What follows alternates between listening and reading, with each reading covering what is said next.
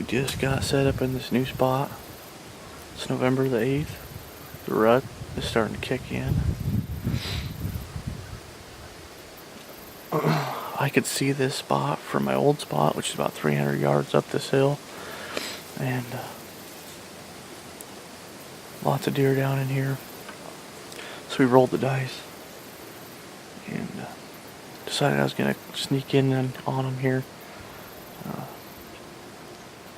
Talked to the landowner. Told me just park at his house, walk right up the hill. It's not very far. So that's what we ended up doing. And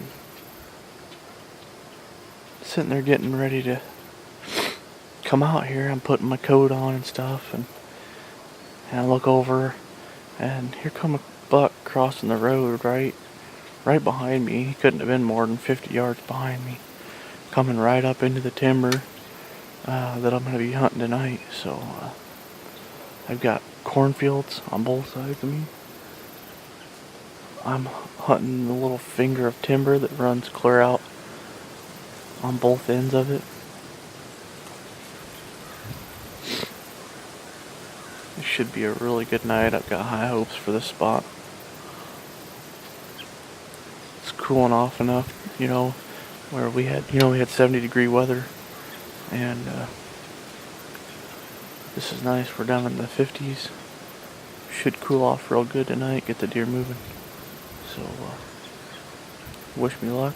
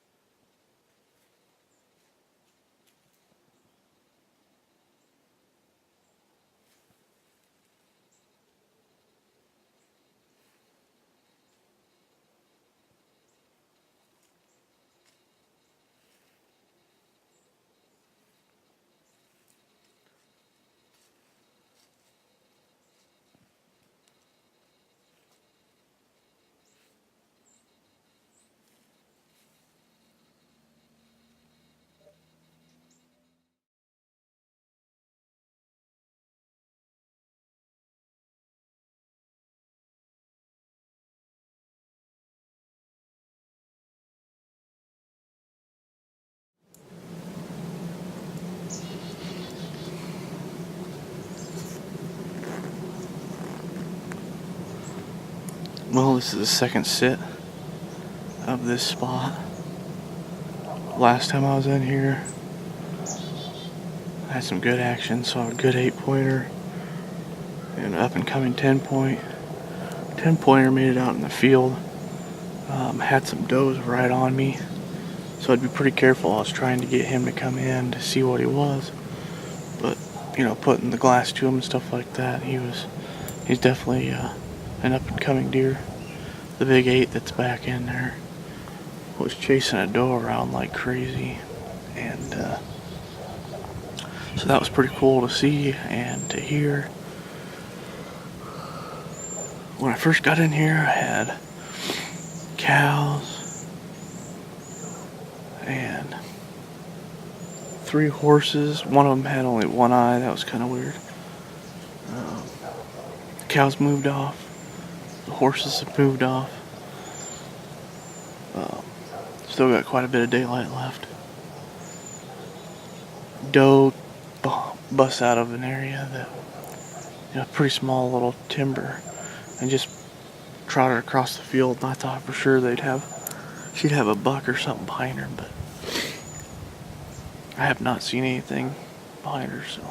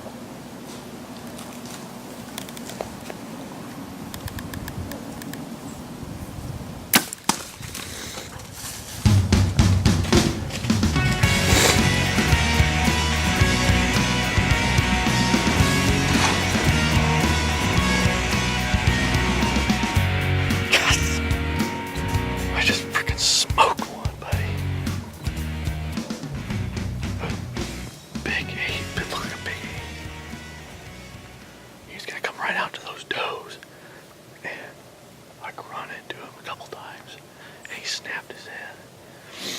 I grunted a couple more times, and he came right to me. Wow. It's 5:15 at night. That is a long time coming, guys. A long time coming. I just hope that I can find that deer. I hope I put a good shot on him and I can find that deer. It looked decent. It looked like a pretty good hit. I don't know if I got it on camera. I don't know. But that was freaking awesome.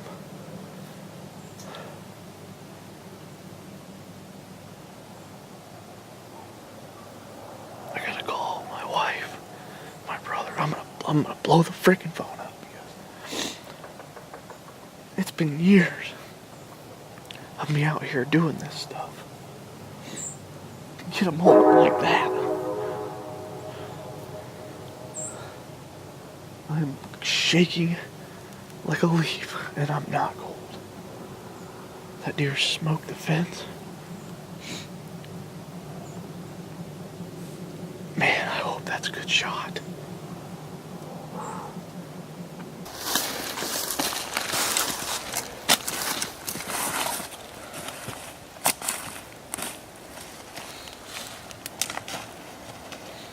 It's good blood. Yeah, the arrow actually looks pretty good. Snapped it off a little bit.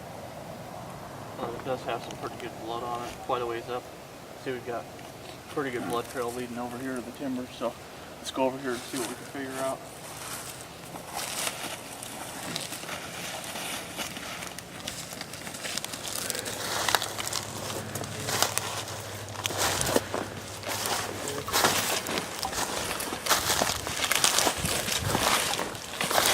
Yeah, it looks like it's coming out of both sides, so.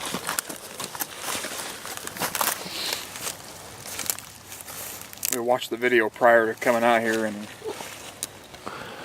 you could hear the deer hit a fence. We're about 15 yards from the fence now, so. Yeah. Look at the blood right up here. Got blood coming out of both sides. Pretty good stuff. Well, this is the last point I saw him when he jumped the fence. I heard him hit the other one. I don't know if he piled up over there or if he just kept going. I just got out of here and rounded up all the troops to come out. Oh, right there. Oh, there he is, guys. Look at that. Oh, yeah.